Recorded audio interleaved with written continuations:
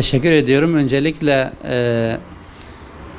kurban biliyorsunuz Allah'a yakınlaşmaktır ve hicretin 2. yılından bu yana meşru kılınmıştır.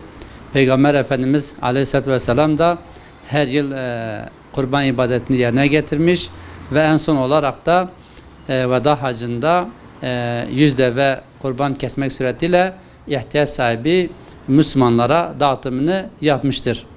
Ve kurban denilince Hz. İbrahim Aleyhisselam'ın Hz. İsmail'in teslimiyeti akla gelmektedir. Dolayısıyla günümüze kadar Müslümanlar da bu ibadeti yapmışlardır.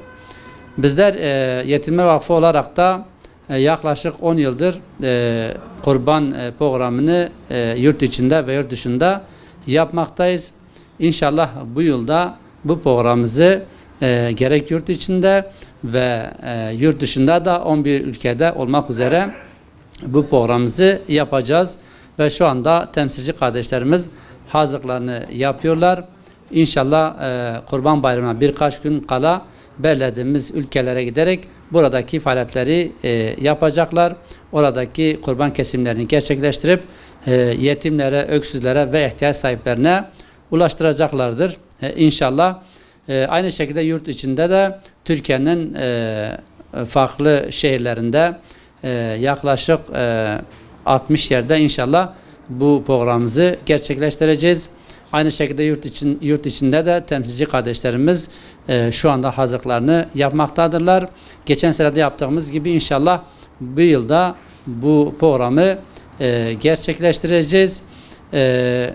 Özellikle şunu vurgulamak istiyorum ve sizin aracılığınızla özellikle hayırseverlerimize, imkanı olan bütün kardeşlerimize bu ibadeti yerine getirmek suretiyle yetimlere, öksüzlere ve ihtiyaç sahiplerine kurban eti ulaştıralım. Ve sizin de bildiğiniz gibi öyle aileler vardır ki belki yılda evlerine hiç et girmemektedir.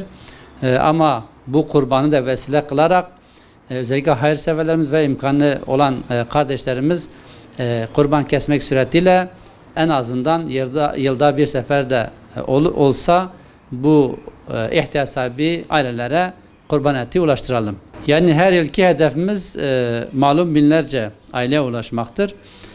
Hem yurt içinde hem yurt dışında binlerce aileye ulaştık. İnşallah hedefimiz de aynı şekilde bu yıl 10 binlerce aileye ulaşmaktır. Hayırseverlerimizin gayretleriyle, onların desteklerle inşallah bunu gerçekleştireceğimize inanıyoruz. Rabbim şimdiden kabul eylesin inşallah. Tabi biz vakıf olarak kurbanla ilgili görsel paylaşımlar yapıyoruz.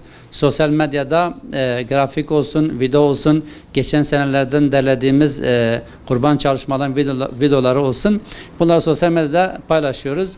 Aynı şekilde Yetimler Vakfı web sitesinden de bizlere ulaşıp oradaki iletişim bilgilerimize ulaşarak kurban bağışlarını online da yapabilirler inşallah.